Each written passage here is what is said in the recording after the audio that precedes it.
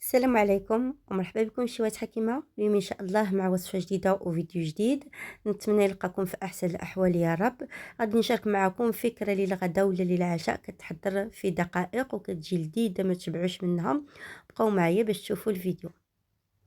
بالنسبه للمكونات كنديروا الماء في واحد الكاسرون حتى كيطيب، وكنديروا لي بات اي نوع من لي بات. درت هنايا هاد المقارون ودرت الكميه 300 غرام. كنديروا ليها الملحه وكنخلطوها مزيان ونخليوها تسلق. وعلى جانب هكا في واحد المقيله كنديروا زيت نباتي، البصله اللي كتكون مقطعه رقيق. كنخليو هاد البصله حتى كتشحر مزيان حتى كيتذهب اللون ديالها. من بعد ما كتشحر لينا بالشكل الموضح في الفيديو كنضيف ليها هكا الصدر ديال الدجاج اللي كيكون مقطع بشكل عشوائي هكا يكون رقيق. وكنضيف كذلك واحد جوج حبات من الطماطم اللي حكيتهم زولت ليهم الزرعه ديالهم عاد حكيتهم. وكنضيفوا التوابل. بالنسبه للتوابل عندي هنايا الابزار اولا الفلفل الاسود، الكركم ولا الخرق معرق، كذلك واحد شويه ديال التحميره ولا البابريكا، السكنجبير والقزبور يابس مطحون، واحد شويه ديال الملحه. بعد ما كنضيفوا هاد التوابل غادي نضيف شويه ديال القزبور الخضر اللي كيكون مقطع رقيق، وغادي ندير القليل من زيت الزيتون. كنخلط المكونات مزيان حتى كينسجموا مع بعضياتهم. بعد ما كينسجموا لينا المكونات مع بعضياتهم غادي نضيف الكريمه السائله. عندي هنايا 200 ملي من الكريمه السائله اللي كتكون خاصه بالطبخ. غادي نضيفها وغادي نحرك مزيان حتى كينسجموا لينا المكونات بشكل جيد. بعد ما كينسجموا صافي كنطفيو على المقيله ديالنا.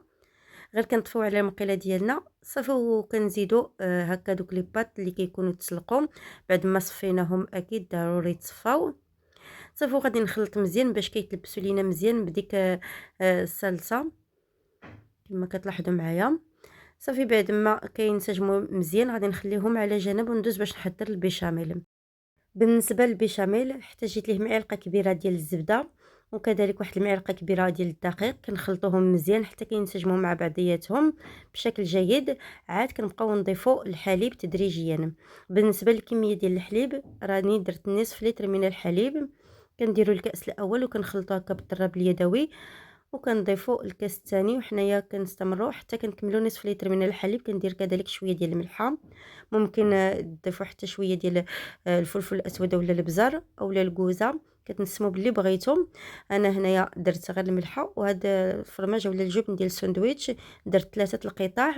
كنخلطوا مزيان حتى كيذوبوا لينا هكا في داك البيشاميل صافي. وكنطفيو عليها كيكون البيشاميل ديالنا واجد. وبالنسبه لي انا راه غادي نستعمل هكا هاد الطويجنات ديال لي تغرام. ممكن تستعملوا هكا مول ديال الدجاج اولا كديروا اللي بغيتم اللي متوفر لكم.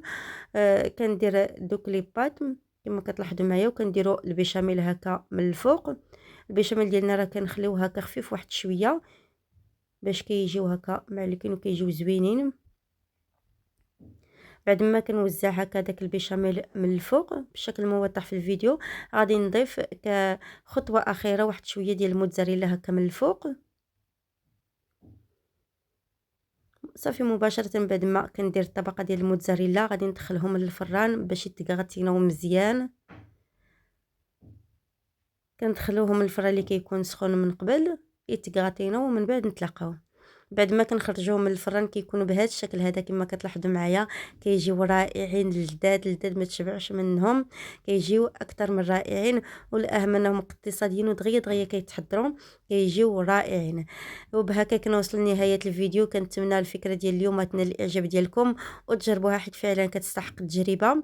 احبكم في الله، في امان الله.